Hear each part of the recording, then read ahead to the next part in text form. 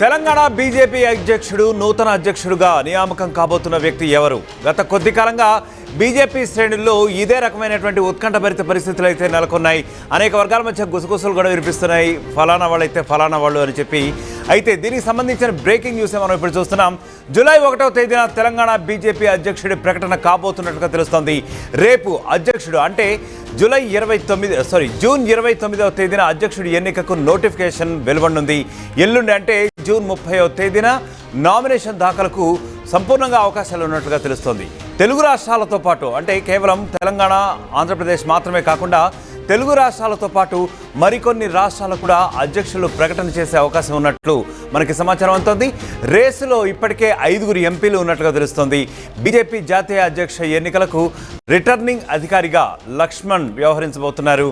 కొత్త సారథి నేతృత్వంలోనే ఈ స్థానిక సంస్థల ఎన్నికలకు వెళ్లామని చెప్పి ఇప్పటికే లక్ష్మణ్ పేర్కొనడం జరిగింది. సామర్థ్యం గల నేతకే అధ్యక్ష బాధ్యతలు ఇస్తామని లక్ష్మణ్ కూడా చాలా స్పష్టంగా చెప్పినటువంటి పరిస్థితులు అయితే ఉన్నాయి.